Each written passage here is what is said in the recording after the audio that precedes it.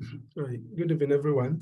Yeah. So tonight, just here to remind you of some of the things that we have to pay attention to as we prepare to write exam. Just exactly 10 days or so from today.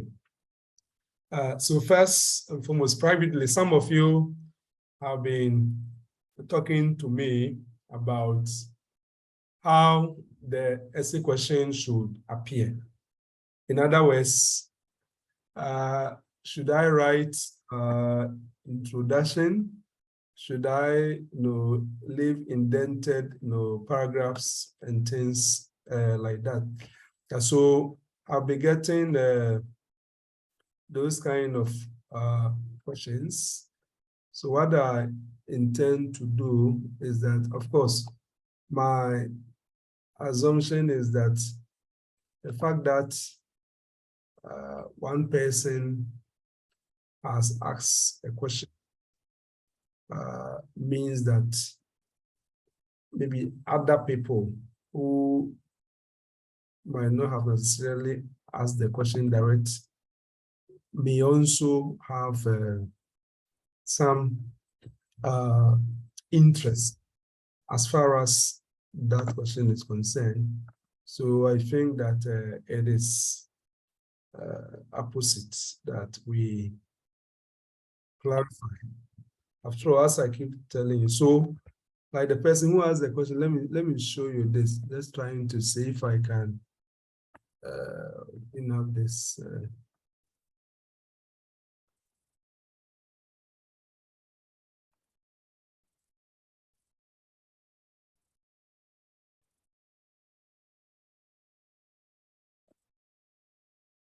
Okay, so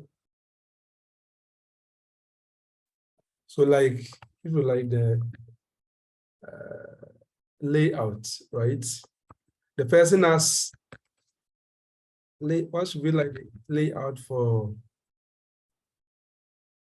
let's say, answer to essay question. I must say that we don't have any hard,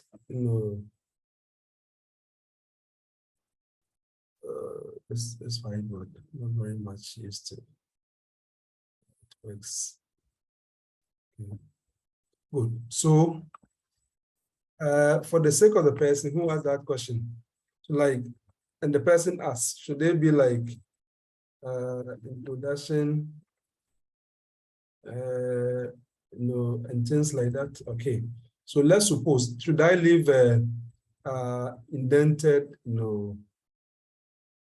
paragraphing? The person wanted to know whether it's a requirement.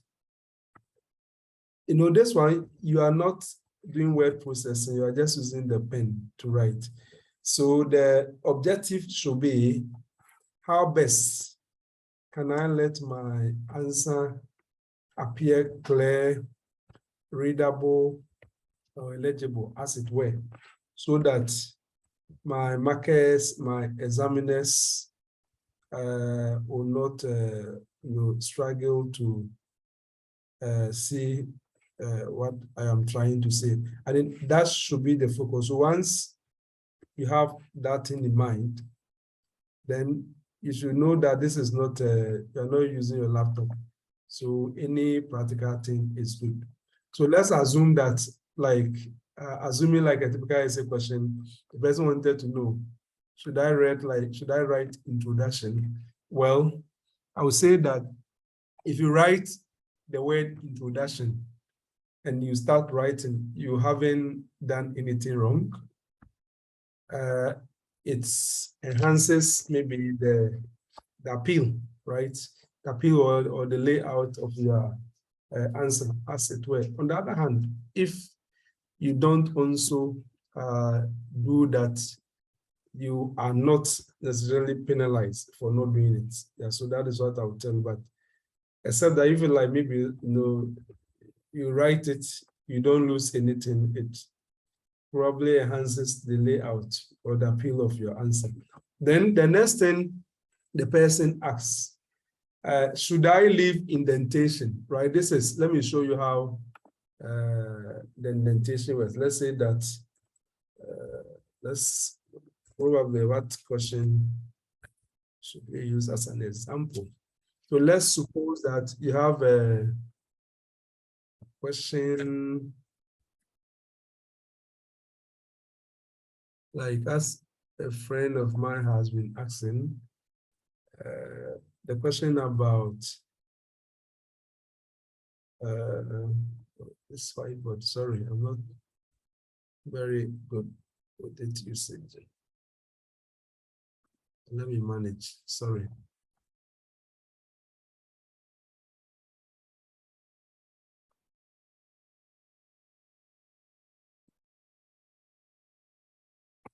Or to make matters simple. Let me close the whiteboard and then I'll just use a Word document. I think that is how to make things simple. So just a second. So I'm just going to put just imaginary question. Then I'll just show you just two things, and then we move on to something else.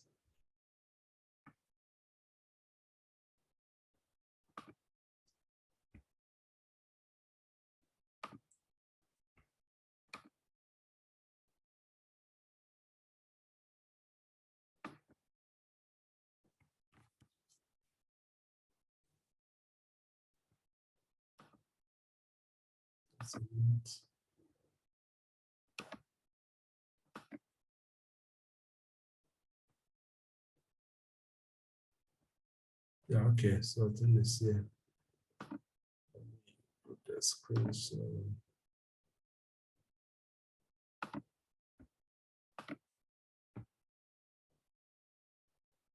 Okay, I think this is simpler. So let's assume you have a question like this. Let's see.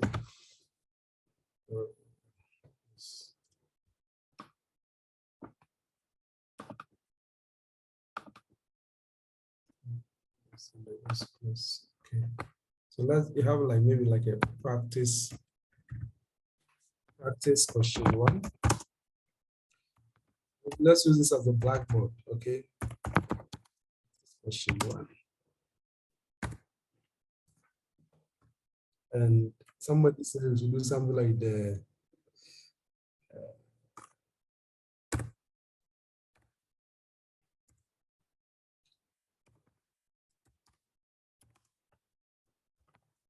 committee set up to recommendations for major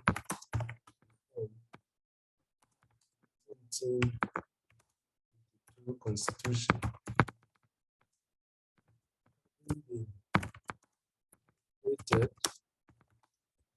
Having been operated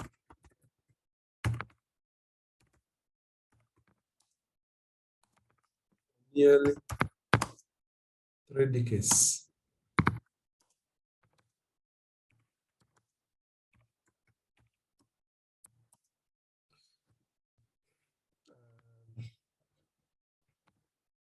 Submit a position or a memo suggesting areas the 1992 Constitution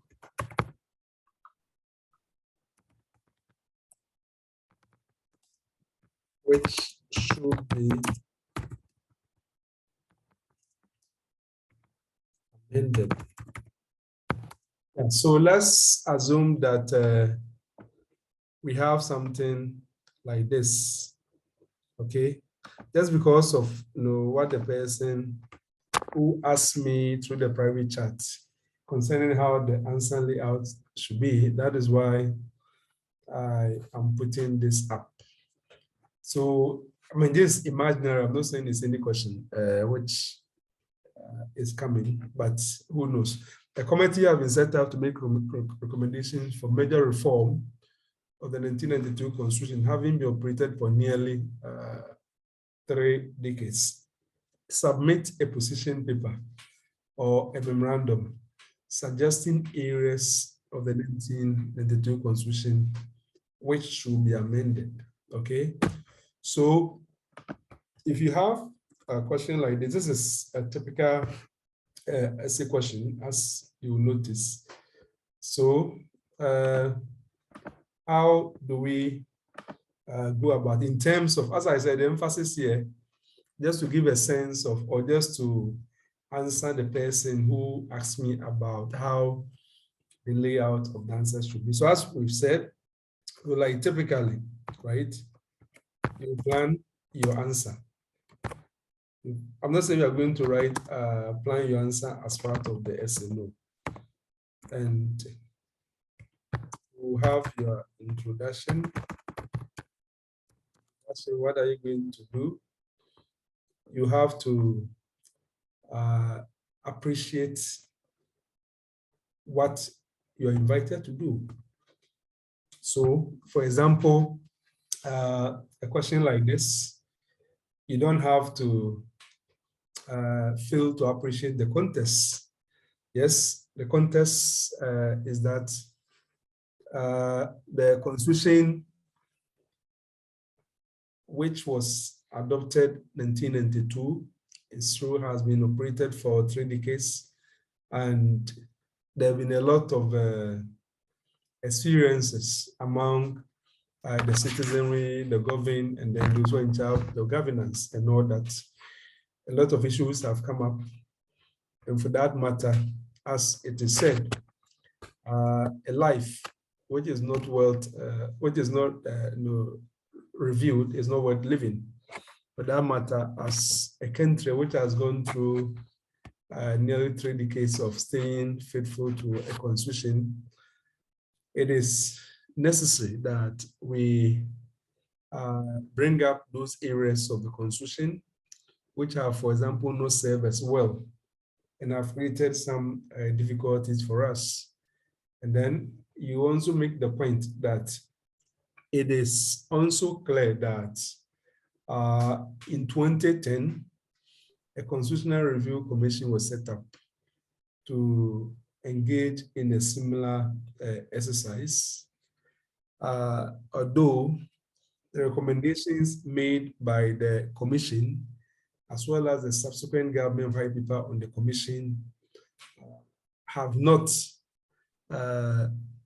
fully been implemented, it is therefore necessary that we have this new opportunity or initiative to identify areas of the Constitution which need to be reformed and what can be added to the Constitution to enhance proper democratic governance, to ensure development and all that. And then what needs to be taken out of the Constitution, which have been demonstrated to be impeding, for example, our governance, our quest for development and all that.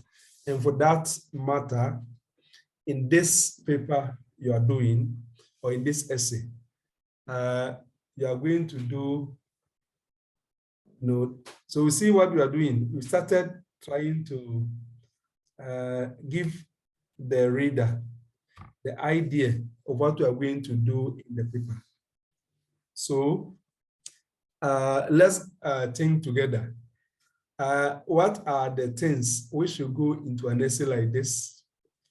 If you want to talk, just unmute yourself and just talk. Yes.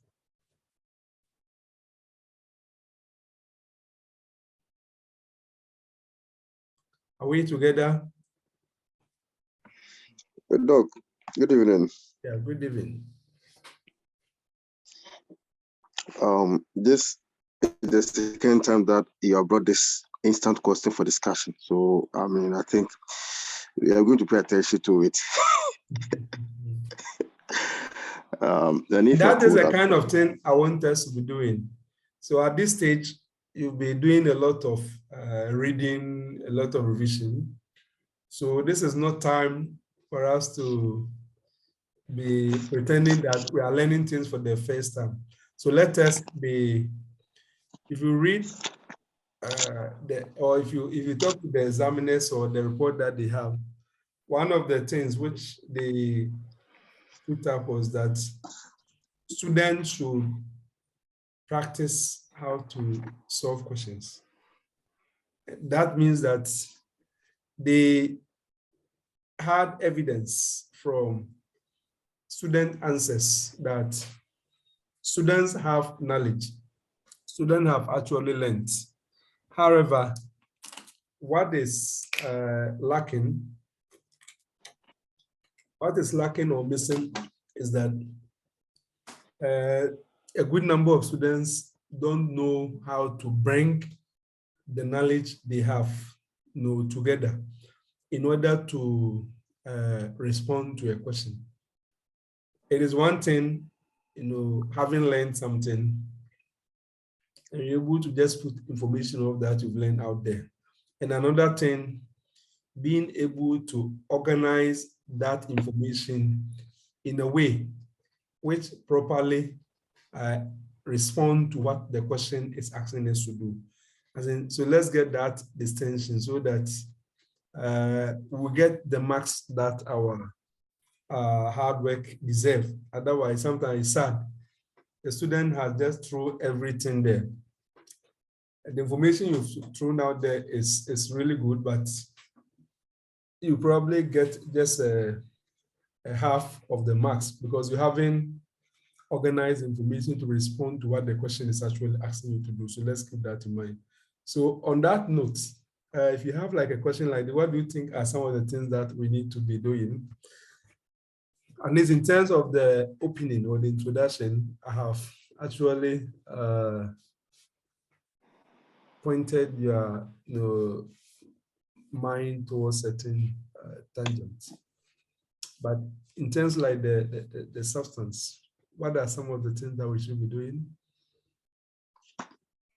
Thank you. So as I was saying, for the first time that you brought this issue up, you made mention that substantively, when we are answering this question, we should be averting our mind to Article 289. That is when it comes to enshrined provisions and entrenched provisions, and that we should know, for the provisions in the Constitution that needs, amendment. As a student, that you think that it needs to be amended or reformed or reviewed, and if that comes to mind, then you should be able to ask yourself whether that provision is first of all enshrined or entrenched, and then you know how it should be amended. That if it is entrenched, that means that it must go through a public referendum. But if it's not entrenched, that you know that it starts from Parliament and that it will end there, that it wouldn't go through that rigorous election. And then again, I think you also made contest analysis of the case of Asari and AG, which from the basis of the Constitutional Review Commission, when he was of the opinion that the president cannot invoke Article 289 to amend the Constitution. And the case also makes a reference that the president was only engaging pre-legislative operations. So I believe that in a part of answering the question, we may also try to lay out how it will be invoked as a commission. That we know that commissions are to be set up by the president. And that with that, my good friend. Hello. Hello, sir. I'm here, sir. Yes. Let me comment on what you are doing. You see, the things that you have said are very interesting, but they are a good point for a different question. We've discussed amendment of the Constitution as a topic. I remember how, if you go to the YouTube, we have one of the, I don't remember the particular, but I need to search through the videos. I think there's one recording that we did together like this, where we discuss amending the Constitution, and we did all the things that you are saying. Entrenched provision, non-entrenched provisions, and so on and so forth. But this question is asking for something specific and something different. If you look at the question as we see it, okay, it's something I just cook it up. It's not like a fast question or anything. I just cook it up just to reflect some of the things some of the student friends have been WhatsApping me about. So the question is saying that submit a position paper or memorandum to suggest areas of the Constitution which should be amended. It did not say that discuss the amendment process. So what you are doing is that you are focusing on like the process, like the the proper legal process to go through in order to achieve the amendment, which is fine. It's a different question. But this particular question is about thematic areas, specific areas of the Constitution, which in your considered view should be amended. And so I think that much as it would be great to bring in this idea of entrenched and non-entrenched provision and all that, I think that it shouldn't be the main focus of your answer. It should just be a peripheral point as part of maybe like the introduction or when you are concluding. Either in the introduction, you make the point that yes, much as it's necessary to think about what aspects of the Constitution need to be amended, we should also not lose sight of the fact that the Constitution itself has provided a controlling mechanism, as some provisions are entrenched and require a more elaborate processes and all that, and the non-entrenched and all that. So this is just like a footnote remark, which could form part of your introduction, or when you have finished discussing the substantive areas and then you are concluding, then you sound caveats that notwithstanding maybe like the specific areas that you've suggested need to be amended, we should also appreciate that some of them will probably fall within areas which are classified as entrenched, and for that matter, the procedure may be a bit elaborate and then take a bit of time as compared. So that is just like a footnote. That's like a small statement to make as part of your bigger answer. But the main focus, in my view, are the like specific areas which you are going to identify. So assuming in a question like this, for example, examiners will be expecting a discussion of not more than, maybe if you have usually 3 to 5 points, right? You are like a 3 to 5 points. I think you fall within any standard marking scheme, because this is an examination and you have a very limited time. So you have to identify, to be safe, just take 5 areas, like 5 aspects of the Constitution, which you think, for example, should be amended. And this should be informed by lived experience. So lived experience as in whether those particular areas are provided controversy, which have even ended up in the Supreme Court, or they've not necessarily ended up in the Supreme Court, but still within our society, we visibly we have encountered the problem around those aspects, for which reason that you think that they are candidates for reform. And not just that, it says that submit a position paper. So that is to say that you need to argue, you need to build a case to support why you think that this aspect of the Constitution, for example, should be amended, and so on. I think that should be like the proper understanding of what the question is asking us to do. So having understood the question in this particular light, there are a lot of things that you can say. So we are going to open up. Everybody will say some. You bring up one, as I said, it's not just a question of saying that amend this and then you are done. No. It said that you have to make a case. You have to make a case. You need to demonstrate that which you think is not working well. Why is it not working well? In what respect? And so on.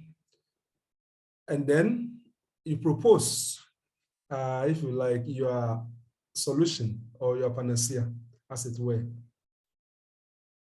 So shall we try? Who wants to suggest one? Yes, JJ, go ahead. Yes, so good evening. I would want to make suggestions. Yes. So I would propose that Article 8, Okay. and then Article 94,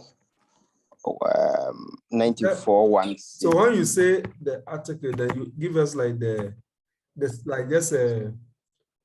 paraphrase, just for us to immediately know what you're talking about. Okay, so where the Constitution. So that article what? Article 8. 8. Okay.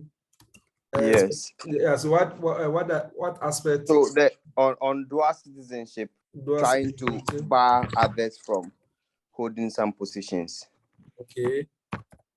And then I would then link it up with Article 94 of the Constitution. 94. Also, yes, also on the same qualification and disqualification, okay. Allegiance.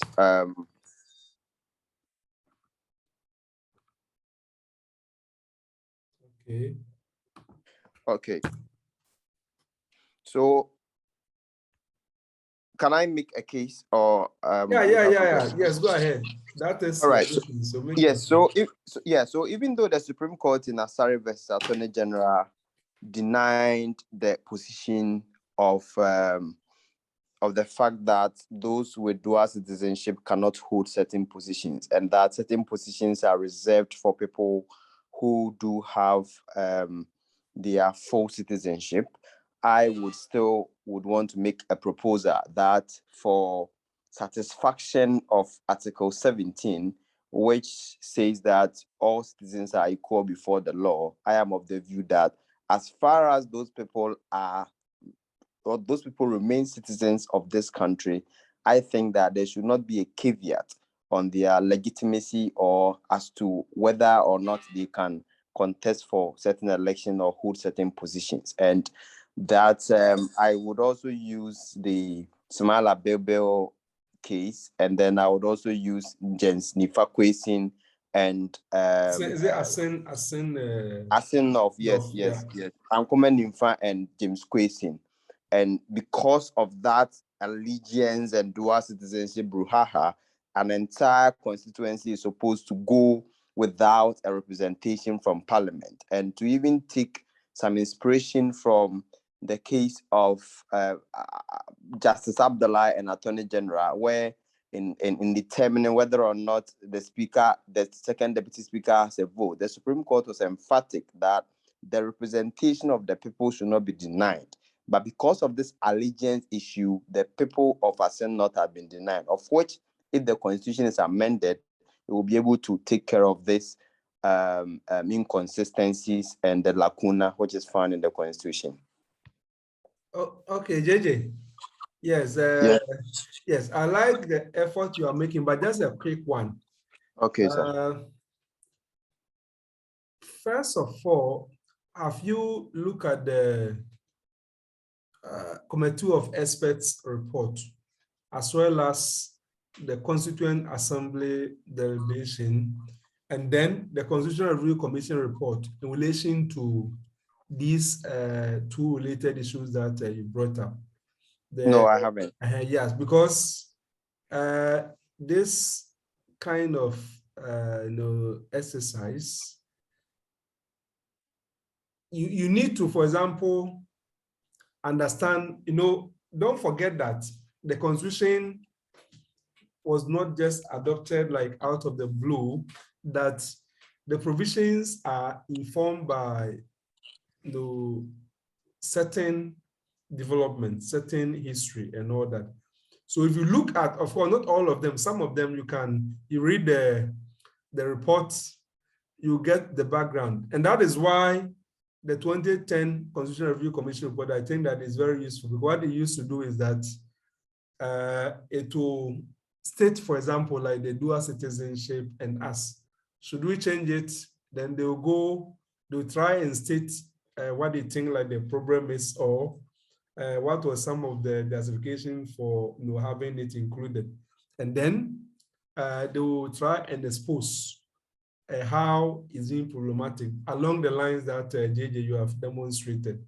And then try and elicit a possible answer or solution. Yeah, so I think that is how we should go about it. And that is why I am suggesting that nobody is really certain as whether there will be any question on this, but since next year will be 30 years, right? Or if you want to use a referendum, 28 April 2022 was exactly 30 years when we adopted this constitution, although it entered into force on 7 January. So 7 January will be like exactly 30 years when it entered into force. If somebody is an examiner who is interested in constitutional law, it will not be out of place to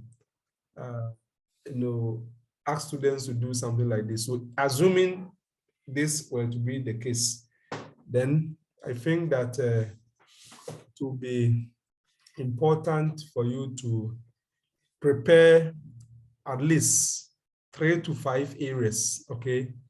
So just like what our friend has started. So that is one area. You get another area. If you get, let's say, 5, and for each of the 5 areas or 5 aspects of the Constitution, you would like to make a case for it to be amended. For each of them, this should be like the approach. Tell us basically that particular position as it is now. What is the Constitution? We summarize it. If you remember the article and you add the article number, that is good. You don't remember the article number, but you remember like the substance of what is stated. I mean, that is also fine. Then you state it. Then you haven't finished. Then you need to tell us in practice what has been the challenges as far as that particular provision or that aspect of the Constitution is concerned. So you need to tell us. And in telling us, if we have cases, right, assuming there will be controversies around it going to court, or there've been like a very vibrant, like the public debate and so on around that, you let us know. And then thirdly, if you are persuaded that it should be changed, right, in a particular way, tell us. And why do you think that a particular change you are suggesting is the better solution to the current problem with respect to that provision? So that should be the proper approach in solving a question like this. And as I've told you, the reason for letting you probably not ignore an aspect like this is that you notice that the majority leader did a lecture calling for amendment of the Constitution. And we also noticed in the news that not too long ago, he has set up like a committee of some few people to also think through some of these issues. And that is why I'm saying that if that is going on, then it's helpful for us to also prepare at least 5 areas, so that assuming there is something like that, you'll be able to provide a good response rather than just beating about the bush or just being very skeletal in your response. Okay, so we have one from JJ. We need more. Who is prepared to share some with us? Hello, Doc. Yes. Yes. I will go with Article 280 Clause 3. That is the Commission of Inquiry. 280 Clause 3. Clause 3. Yes, that's the Commission of okay. Yes, Inquiry. Is the okay? Yes, and it basically talks about the president, subject to Clause 4, will have to publish a report on the Commission of Inquiry together with a white paper. White paper, yes. okay. After, yes, that's the white paper issue. Okay.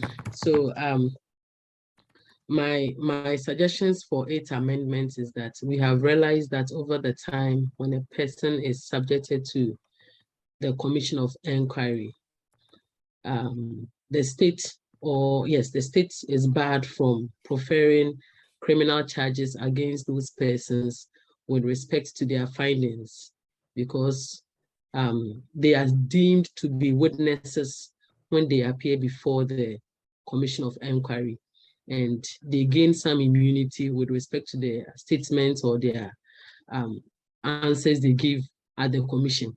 So when the president is actually given that liberty to issue a white paper, whether or not to work with the Commission of Inquiry's investigations and findings, then it comes up to the fact that if the president says, no, I will not work with it, then one, it makes their work like, for want of a better word, their work irrelevant or useless, because if we even, useless. If they sit down with the commission and then pick people to actually waste their time and then work on it, and then the president says that I solely will not agree with it, so I will not issue a white paper on it or something. Or it can also be that if we get, if we are not fortunate enough and then we get a very cunning president in the future, he might be actually bringing up commissions of inquiry anytime his favorites commit criminal offenses that they must be prosecuted, but knowing very well that when they come under commission of inquiry, they can quickly evade any criminal prosecution. They might abuse this power of the president issuing a white paper.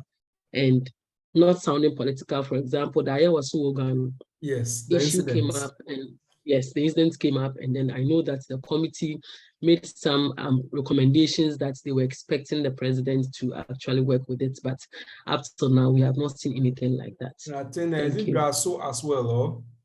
Yes, sir, Judicial. Yeah, no, is it Judicial or something? No, Ejura. No. No, it is Ejura, and then Nkranza, I don't know, but Ejura, they set up a committee on that. Right. Yeah, okay.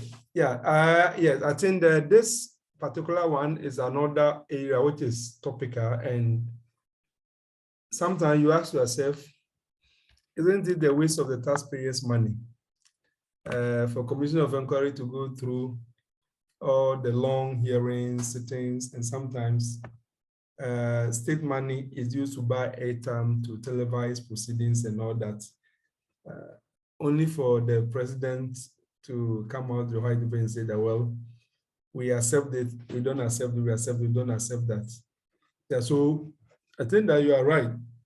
It is one area which, and again, I will also encourage you, if you can look at the Constitutional Review Commission and find out quick, they have like a nice table of content, so you don't need to come through all.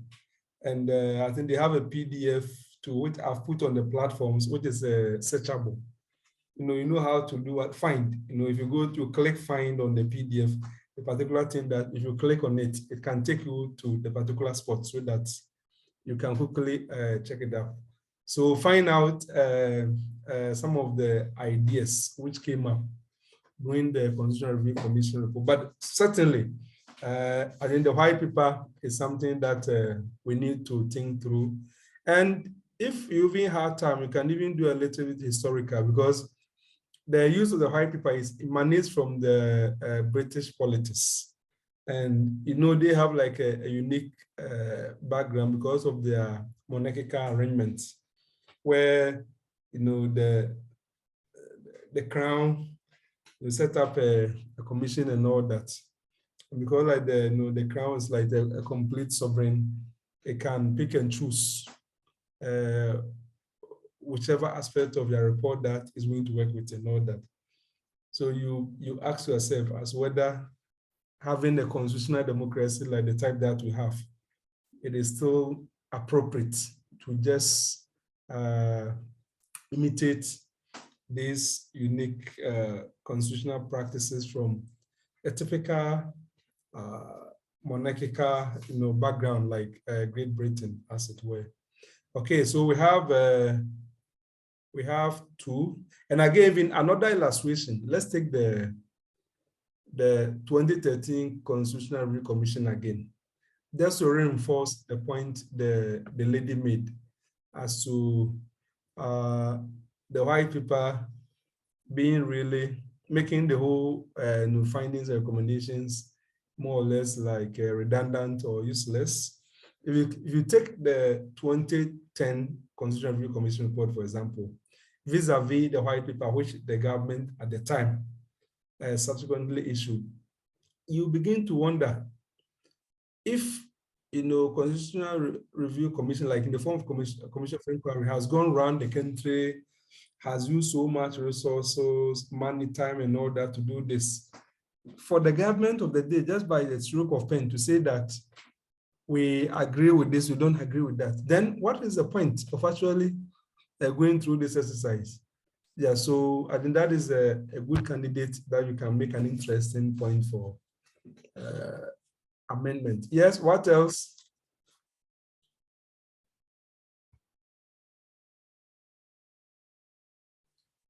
What other areas?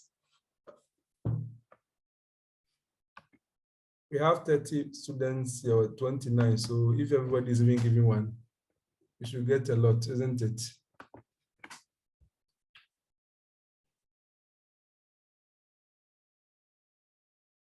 So you think that?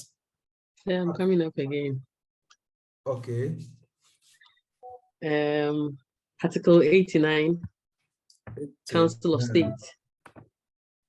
Article 89, Council of State. Okay.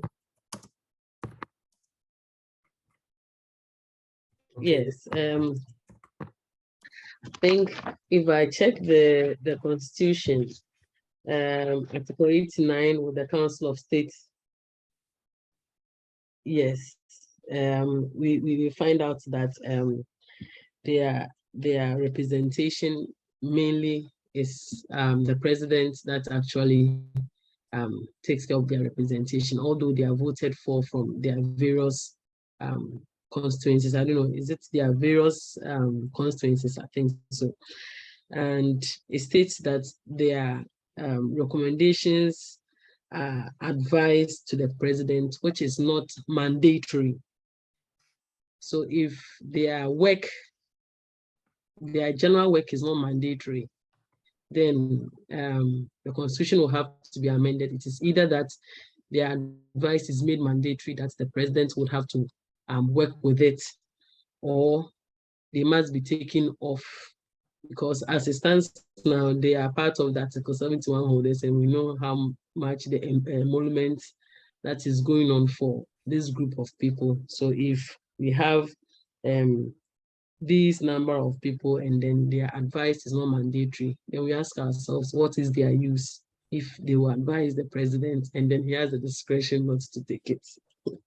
Okay, for the Council of State too, again, we have to look at the historical background of those arrangements. And it goes back to what some of the early nationalists, the nationalists, just before we had independence, like the NLM and the rest, what they wanted to do, wanted Ghana to be a federal state and all that, wanted to have a second chamber of what of parliament, in which like the chiefs and the rest will also have a permanent place and a say in lawmaking and so on. Now, all those things did not materialize. So over time, what actually emerged to create our own unique, thing, which will also serve the purpose of what the second chamber of parliament will have done, in a sense, is what you have in the form like the Council of State. So just like you go to the traditional, like the chieftaincy, right? You have like the chief. The chief has got his council of elders. The advice of the council of elders are not necessarily binding, but they carry strong and heavy moral weight on the leadership conscience of the king or the queen mother, as it were. So the same idea pertains to the president, that drawing upon our traditional governance, let us also have something. The president to be advised by this special body. And for that matter, we have to go back to Article 106 of the Constitution, for example, where the president decided to veto, that is to refuse to assent to a bill which has only been passed by Parliament. You know that if you go to Article 106, among other things, is supposed to make a referral to the Council of State and so on and so forth. So behind the scenes, the Council of State, they play a very important role. And for that matter, if you want to make it like a candidate for amendments, you must be a bit more specific, or you must have a very strong argument which actually countervail or which actually refutes the justification for its inclusion in the Constitution, along the lines that I have endeavored to highlight for your purpose. Yeah, so that is, my lady, what I would say with respect to Article 89.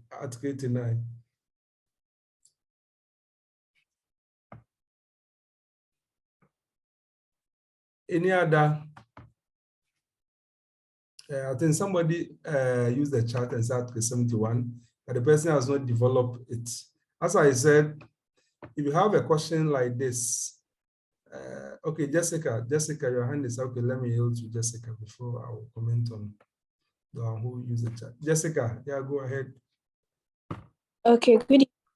I think the points I'm going to talk about is with respect to appointment of Chief Justice, Justice of the Court of Appeal, which is Article 1443. Hello, please, can you hear me? Yes. Okay, my point is in relation 1443. Okay. Yes, it's got to do with the appointment of Justice of the Court of Appeal and the High Courts. And my issue with that is when you look at the appointment of Justices of the Supreme Court, they are supposed to be appointed by the President with the advice of the Judicial Council in consultation with the Council of State and approval by Parliament. But when you look at the appointment of Justices for the Court of Appeal and the High Court, which is also a superior court, the approval of Parliament happens to be absent in that clause, in the sense that I think some time ago, somewhere this year, the former acting director of Ghana School of Law, who was recently appointed as the Justice of the Court of Appeal, Nominated, was appointed. nominated. Okay, nominated, where the public had the issue with, due to the issues surrounding the, should I say, the improper practice or behavior as a lawyer for appointing students who were not qualified to the Ghana School of Law. So I think with the appointment of justices for all the superior courts, Parliament's approval should be sought or should be added to it before they are appointed. Okay. Yeah, okay. So, but again, I would like you to go back to the committee of experts and also the Constituent Assembly reports and possibly the Constitutional Review Commission report to try and find out why do we have this kind of differentiation that in the case of the Supreme Court, we have like open, vetting and approval by Parliament as representative of the people. And then for the other superior courts of judicature, they don't go through the same procedure, just with the Judicial Council and then the President. Yeah, so we need to find out. And if we look at the literature, you come to know that the Supreme Court is called like a policy court. Policy court in the sense that they are the apex, and in terms of constitutional interpretation and all that, more or less, they make a law, if you like, through interpretation and then the enforcement and all that. And for that matter, there should be greater accountability and scrutiny of what their ideas and views are before they are given such a role. But for the other superior courts, the argument is that they are not like the final courts. You can still appeal their decision, or even in appropriate cases, seek judicial review of their decisions or their work through the Supreme Court. And for that matter, it is not too risky for us to just let them be appointed without going through the representatives of the people, because they are not a policy court.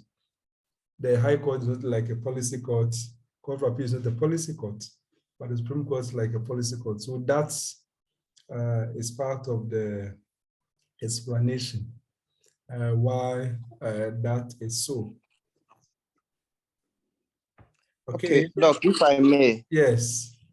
Yes, so taking over from the policy court's argument that you just made, I would want to propose that Article 128 of the Constitution is also amended.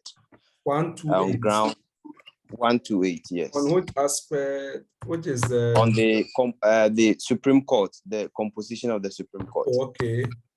Yes. Can you develop the point? Very well. So Article 128 gives us a minimum number of 9 justices of the Supreme Court, including the Chief Justice.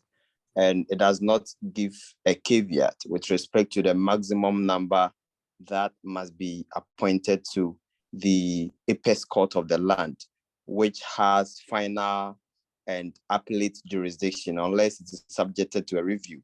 And so a court that is a policy court that has a final arbiter in terms of civil and criminal matters, the appointing authorities must be regulated as to the number of people that can be appointed there. And when power is given to individual, the likelihood of abusing those powers is very high.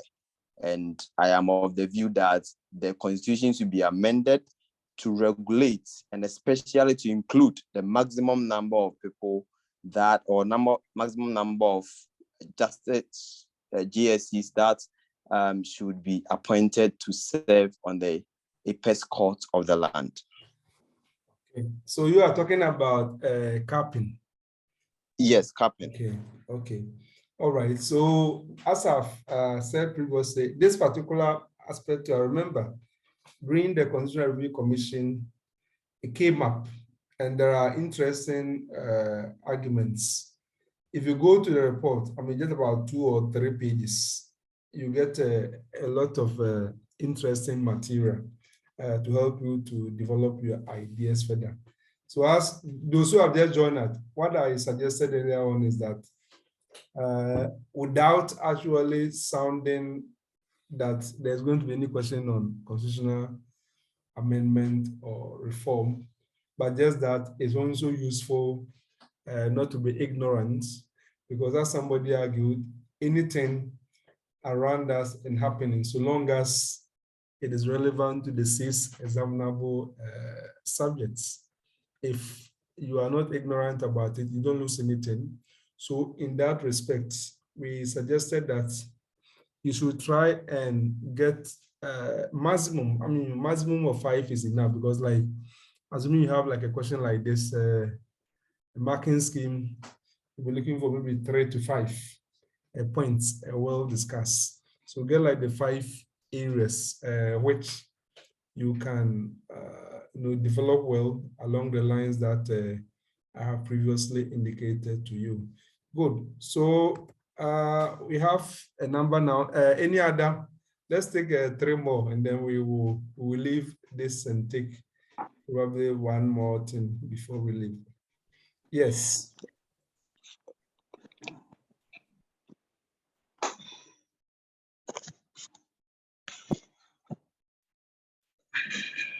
All right, Doc.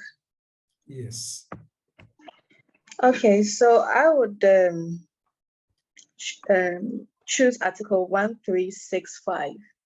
1365. Yes, it provides that the Court of Appeal shall be bound by its own previous decisions on questions of law. Okay. So in a circumstance where the Court of Appeal makes a decision per incuriam, that's not taking into account a certain aspect of the law or certain state of affairs, and makes a wrong decision, becomes a bad law, and it sets a bad precedent. So, from some litigants, the Court of Appeal is their last resort. Yeah. So Go beyond that. I think that provision ought to be amended to give the Court of Appeal the power to undo its wrong laws. Dorothy. Yes, sir. Yeah, my reaction to this particular suggestion is that the doctrine of distinguishing, the doctrine of incuriam, right? I think they provide the solution to this, because if the Court of Appeal, for example, has given a decision which is per incuriam, either there's a Supreme Court decision relevant, which they ignored it, or there's a certain statute relevant, which they've ignored it and all that.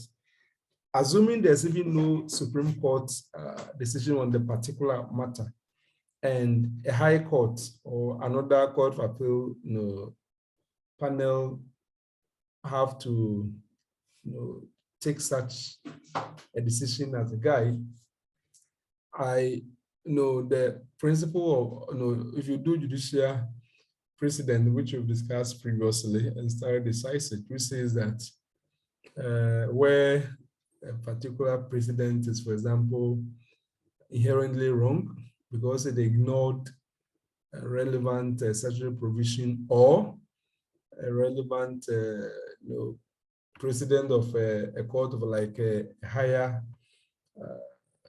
status. Then a court which ordinarily will have to follow such a president will not be bound to follow it, because you are not bound to follow a wrong precedent. If you can distinguish it, or if you can demonstrate that this president is per incuriam, you don't have, because the principle of per incuriam, principle of distinguishing, in my view, they have not been abolished by provisions like Article 136, clause 5, and so on. No, they are still there. So it all depends upon how the courts, and for that matter, the lawyers before the court, open their eyes, able to demonstrate that, despite the fact that this particular decision is this and so on, is not binding, and so we are not going to follow it as it were. So therefore, one will argue that it's not something that is so much problematic, unless you can point to a lot of instances in which such provision, for example, has been a source of major controversy. Yes. I think 4 hands are up. Yes. Right. For, and then HYN. Hello. Yes. So good evening once again. Please, my submission will be on Article 216. I think the 216 that talks about on charge. 216 on charge. Okay. And basically, I will if I narrow it down into 2 areas. That is 1. 2-1. That 1-6. Yes, please. Okay. Charge.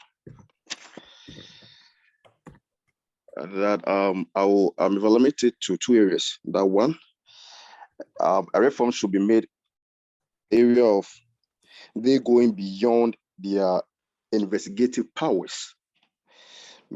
Before for decisional cases, in the Baba Kamara cases and that of Richard Anani case, as party Richard Anani case, it was inferred or it was given out,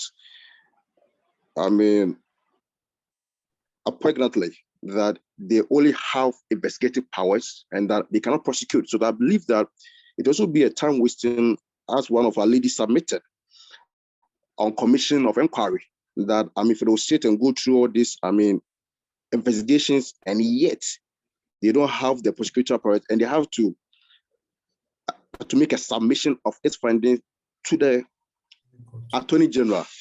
And as to whether even the Attorney General will find merit in it, it's also another matter on its own. And then 2, one reform area that I also encourage is that to make the decision of charge binding, because for latently, their decisions are not binding because they are only to make a recommendation.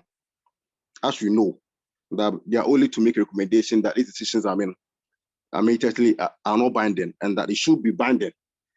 And also 3, as to whether charge should have the suo motu to investigate any related human rights issues, as was happened in the case of Richard Anani, as he had it in the media, and they took it upon themselves to make an investigation. And that for charge will be given that power, that yes, once it borders on abuse or on violation of human rights, they should have the power, even when they have not received an official complaint from the public or from anybody, be it a corporate body or be it, a natural person, that they should have that power to investigate it on their own. Yeah, I think a point well made. Yes. And I like how, just like other people, he tries to situate the particular aspect of the Constitution that he thinks needs to be amended within the context of some of the practical difficulties which have come up and which have even gone up to the Supreme Court and all that. And so that is how you should be developing your ideas in a question like this. I think we take the last two and then we leave this matter. Okay, so HYN, yeah. Good evening, Doctor. Yes, good evening. I is in respect of Article 146.3 Okay. and then 146.6 and 146.7. It has to do Article 146.3, 6 and 7. 3, 6 and 7. Okay, what does 146.3 say in substance? It's about removal of justices of the Superior Courts. All right. 146.3 talks about, it gives a fair idea of how the High Court judge can be removed. Petitions to the president to be given to the Chief Justice, and then the Chief Justice will determine whether there is a prima facie case, and then you proceed with the committee. But when it comes to 146.6, when the petition is against the removal of the Chief Justice, there is no clarity as to whether there is a need to establish a prima facie case against the Chief Justice. It's 146.6 is quite silent on that. But if you go to 146.7, it says whatever the committee that the president sets up under 6 establishes will be implemented by the president in terms of his removal if that is recommended. This position of the law was came up in the case of A.J. Chun versus Attorney General and Akwete. In that judgment, people accused the decision of the court, the Supreme Court, of disguising itself or clothing itself with legislative powers of parliament or some kind of legislative powers, probably under the guise of judicial activism, to import the impression that there has to be a prima facie case established against the CJ, just like in the case of 146.3. So at the moment, there seems to be divided opinion in terms of whether or not there should be prima facie case established against the Chief Justice if any petition to remove him is sent to the president. Right. So you would like to argue that there should be a prima facie case, as in the case of the other justices of the Superior Court. Is that it? Yes. Yes. Okay. All right. Okay. Thank you. So let's say the last. Yeah, I think that some people have put something. Somebody is going on the chiefs not doing politics. Article 276. And as I said, in a question like this, don't do justice by just putting the provision there. It's not just about you saying that the following provisions should be amended, and then you get like the full marks. No. You need to make the case. You need to show what the problem in your view is as far as that provision is concerned. And then you illustrate, if, for example, there have been some like the decided cases or some other things in relation to that. Before you propose your solution, now when you propose the solution you demonstrate why you think that the solution that you have proposed will cure the problem that you diagnose with that provision. Okay, I think that is a Kojo. Kojo is the one who has not spoken. Kojo? Yeah, hello, Doc. Yes. Please, mine will be in relation to Article 99.2, which is to the effect, in fact, 99.2 makes reference. Article 99.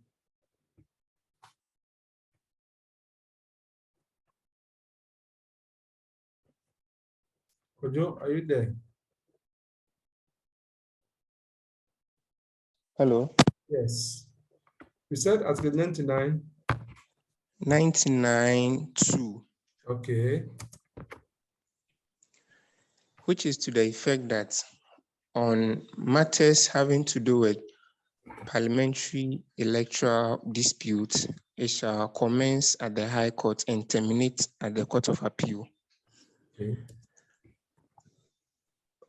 So if you look at cases such as the Zakaria and Nimakan and Yeboah, those cases, they have all terminated at the Court of Appeal. But the point is that just as other cases which are not parliamentary related, they go to the Supreme Court and they even have the benefit of going for a review. Many have made the case that why would you want to deny petitioners in such cases to exercise their rights in respect of the review jurisdiction of the Supreme Court. So clearly, if you look at, for example, the James Chechukwisin case, which is ongoing, you realize that the lawyers for the petitioner have tried clandestinely to have the Supreme Court pronounce on the substantive case, which has been determined by the Court of Appeal, but they have failed.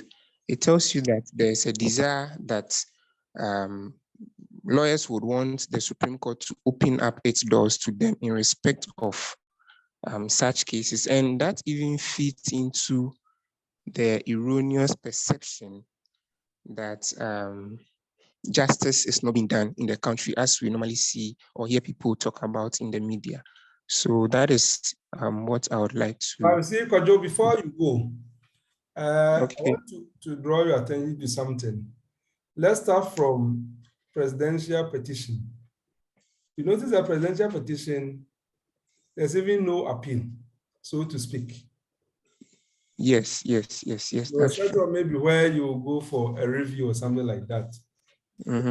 So it tells you that the framers of the Constitution did not want to let electoral disputes actually go through protracted litigation. So that is why you have like a two-layer, like parliamentary, High Court, Court of Appeal. Then that is it. Because you need to get the issue resolved. Parliament should have the MPs working and so on and so forth. So there will have to be some expedition. So the assumption will be that if, and in any case, it's consistent with how appeals are. Let's take the other cases. If you start the case from the High Court, you have a two-layer of appeal. Court of Appeal, Supreme Court. If you start from the circuit, the circuit court, the same thing. For criminal cases, go to the High Court and then the Court of Appeal and so on. So I think the idea is about how to ensure expedition so that those disputes don't drag on. If you look at the presidential petition, you notice that we have something like a special timeline within which it should actually be concluded so that it doesn't drag on like normal litigation. But as I said, these matters, they are more what we call like the subjective preferences. So what is important is for you to be able to reason out your point where there's nothing like a right or wrong answer, but how you respond is what will determine whether you're completely off track or you're making some points. And that is how these type of questions are, especially a question which elicit opinion. Opinions are, your opinion is not correct, your opinion is not wrong, but what is important is that, is it justifiable? Can you justify it? Even if we don't even agree with you, so that is the point. So we leave this particular question here, and when you finish all that, either 3 or 5 points that we're discussing along the lines that I've talked about, then what you need to do, your conclusion, is also remain, you need to remain alive to the fact that the Constitution itself, as some of you indicated from the beginning, has indicated that some of the provisions are entrenched, others are not entrenched and all that. So the ones that you have penciled as the candidates for reform, you need to let us know whether if they come under the entrenched category or non-entrenched, so that you are able to also highlight how cumbersome it may be to realize your intended reform, or how relatively convenient or easy to be, depending upon whether it is entrenched or not entrenched. Yes, Kojo, your hand is up. Yeah, sir, please, one more thing. I realized that in doing this, whenever we give the answers, you try to comment on it to look at the justification, why it is there. Do we also do the same thing when we are writing? Let's say you push that this article should be amended, but you would want to look at the other side, why the justification for it being there. Because that's what I saw you do. Like, I realized that you were doing. Yes, because like the question said, suggesting areas. And I think that if I have two answers, one answer has just listed, provisions which the candidate thinks should be amended. And another answer has not just listed, has listed and then has demonstrated why that particular identified provision, what is not working with it, based upon what we know from either the case law or from various policy deliberations and so on. And then he goes on to say that this is what I think should be the solution and justify why that is like the solution. I think that I'll give that student more marks than the one who just listed the provision which need to be amended. Yeah, that's how I'm looking at it. Okay, so the other thing I want to say is that the person who asked me the question that should I use headings in the essay? I think I've talked about that already, that if you are doing essay, if you have maybe small headings, depending upon like the type of question, so that your points will stand out, and then the layout of the answer also enhance. It will not be out of place to do that. And two, the person also asks, should I indent my answer so that the paragraphing will stand out? Since I'm not doing word processing, I'm just writing. Yes, of course, if you are using a pen to write, when it comes to paragraphing, we don't know anything less than indentation. Because if you are writing, then we only know that you have done paragraph when you indent. But when you are doing Microsoft Word, the word processing, it's not all the time that you do the indentation before you know that you are leaving the paragraph. You can even just the space. But when you are doing a handwriting, I think that the usual thing is to do the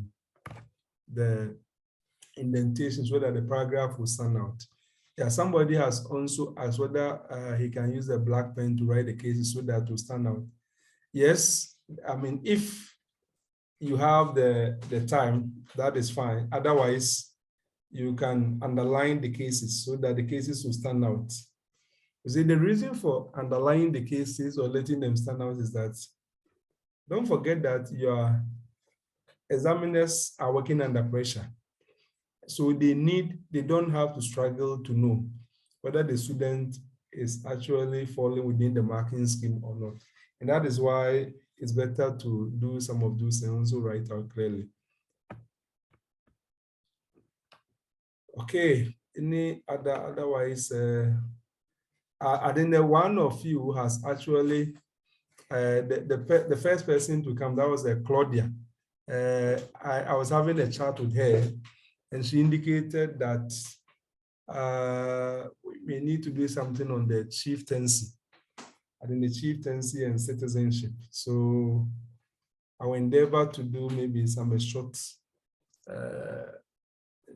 presentation on that, probably tomorrow. If you are not able to join, you can always play it back. No, I only come online when my time availability permits. So sorry for the lack of consistency in terms of like the timing. Okay, so thank you very much and have a good morning.